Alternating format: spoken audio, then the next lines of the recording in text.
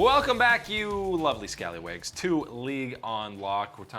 It's time to look ahead to some Detroit Rock City because we're talking Final Four semifinal action in the LCS. We're going to take a look at those matchups. Got to start with Cloud9 and CLG because this is really the more interesting series that could actually go either way. I think this is pretty close to a toss-up. I'm going 51-49 C9.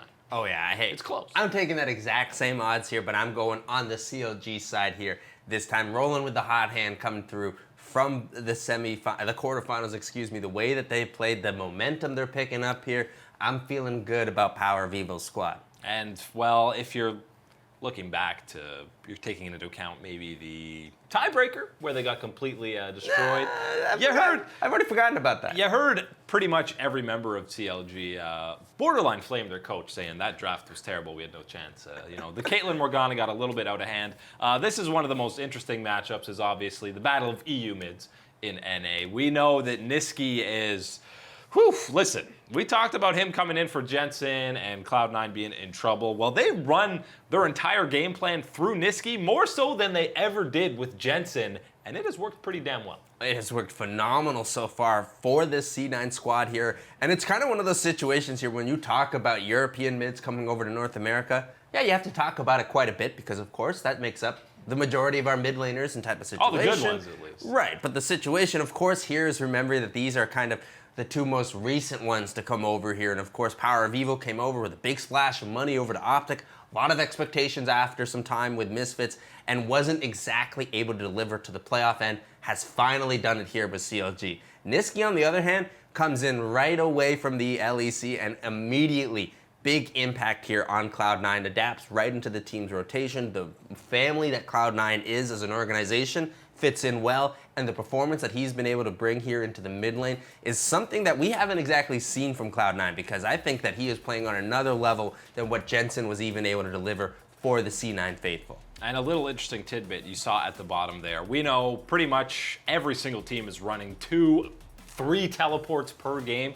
All 3 games that they played against CLG, Niski did not run TP in a single one of them. So he loves to play for lane. Sven Skaren is 100% going to gank there 3 times before 5 minutes. So it's going to be on Power of Evil to kind of keep pace, have Wiggly at least hovering around that mid lane. Remember their season series went 2-1 because they did play that tiebreaker. But they played some great games, and for whatever reason, C9 and CLG always play great games. This is going to be a fun time here, and hey, again, it is a real treat having CLG back in the playoffs. It feels like it was going to be less time than it actually was until we were going to see them back at this level here in the LCS, but we've got them back up to the top. And I think another interesting thing about that mid lane is you're going to have Power of Evil hold on in that 1v1 matchup against Niski, possibly 2v1 with the attention Sven Skaren will be given there, because I think right now with Wiggly, his attention will be focused still on towards the top side, still towards the bottom side, making sure that those lanes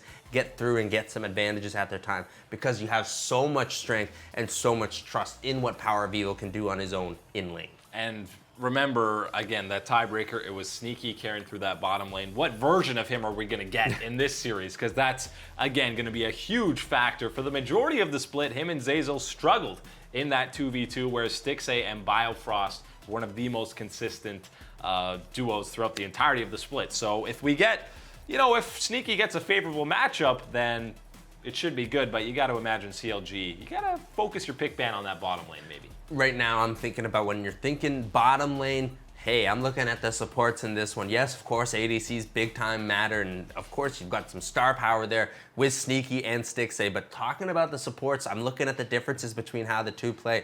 I think Biofrost is absolutely going to offer a ton of strength here in the roaming side here for CLG. I think that is where absolutely, again, he is still one of the best here in the LCS that we have at moving around the map, extending the vision game, and helping out there. And I think Zeyzal is someone who's really going to help Sneaky in lane. I think that has been kind of the big difference the last couple of weeks. His performance has allowed Sneaky to play better in lane, and as a duo, they're finding more advantages in that bottom side. And remember, somehow, a streak's going to end here, because CLG hasn't been in an LCS finals since 2016. It's been a long time, and C9, every year since they've been here, in the LCS. They've been in finals at least one of the splits, and obviously they weren't there in spring, so this is their chance. So one of those streaks are coming to an end. I think it's going to 5. Either way, I got Cloud9. I think Niski and Svenskeren just take over. Oh yeah, I think even looking at this one here, I don't think you're going to get a repeat of the tiebreaker scenario. I think this one is absolutely going to be the full-on series, going to 5, and I got CLG coming out on top. Stixxay making a return here finally with the boys to the finals. This is the series to watch over the weekend. Coming up after the break, the other semifinals from NA. It's Team Liquid versus Clutch, and what do the Huni and the boys have to do to pull off a massive upset?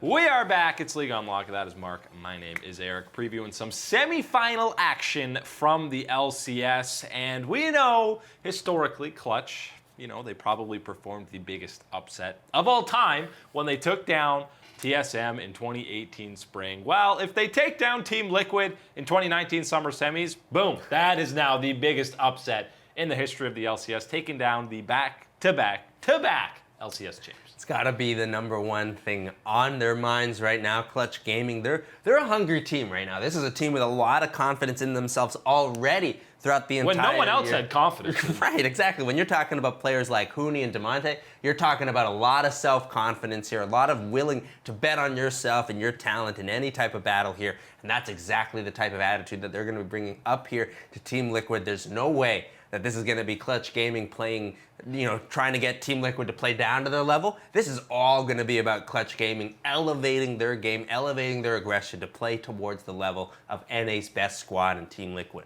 And the biggest buff they're going to have going into this is obviously playing without, anything on the line for them. They have nothing to lose. No one's expecting them to win this series against Liquid. They have to be the champs and prove that they can come away with a best of series. They're going to be massive favorites. How could Clutch possibly pull off this upset? Well, if you look to the games they played in the regular season, you see there, Xmithie completely destroyed Lyra. 6-1-19 in their 2 wins against Clutch. But I will say, the early game, the first 15 minutes of both of those games, Clutch was very much in the game. Right, Clutch was certainly still there at those point in times, and I think that is kind of maybe, when you're looking at the scoreline, you can get lost seeing exactly how things went from that point onwards. But I think right now, if you're Clutch Gaming, you got to be looking at your positives of what you were able to do last week. And I think you're looking in the top side against Impact, against someone who has historically been able to withstand a ton of pressure, but still has had at times an ability to give up these too many advantages to the opposing top laner. And someone like Huni, he's going to be fishing to get that damage, get those type of advantages that he had against TSM last week in this one against Team Liquid. And still in this one, I want to be talking about maybe something that not a lot of people are giving too much respect to, is down in that bottom side. Of course, the pillar of strength here for Team Liquid with Doublelift and Core JJ so dominant in lane. Man, you're going up against someone real hot who's looking to put a little bit of distance between you and himself, maybe pay you back a little bit for some of this trash talk. Cody's son, and he is ready and roaring. And the performance that he gave us last week, man, you got to think that he is the 24 KDA.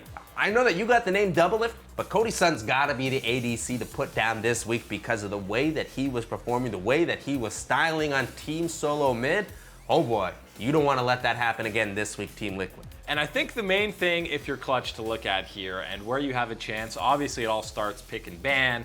Sona, Tom Kench, do you want Doublelift on Sona? Well, you don't want Core JJ on Tom Kench because that guy might be the best of that champion in the world. And you definitely don't want Huni flanking on Rumble like this because that is a recipe for disaster. But anytime there's going to be some sort of big upset, there's got to be some spicy picks, some cheesy picks, if you want to call it that. Because if you play meta and go toe-to-toe with Team Liquid, I don't think Clutch has a chance of taking them down in this series. But you do have Huni in the top lane, and I do believe he has a history of some interesting picks in the top lane to varying degrees of success. Right, I was going to say, well, it depends on what you're saying because Lucian. Could be interesting just spelled the normal way, or could be interesting with a capital INT. Absolutely, that is the Huni show in the top side. I think when you're thinking here, yes, do you play meta? Do you play something special or really wacky? I think if you're Clutch Gaming, somewhere right in between. Of course, you can't be playing exactly completely standard against Team Liquid, playing right into their strength against yours. And I think if you're talking about picking something wacky, Don't go overboard. Don't throw an entire game here on just one type of pick, but you do need to find something aggressive and strong here that wants to fight, wants to skirmish like that. That is what Damonte wants to do. That's what Hooney wants to do.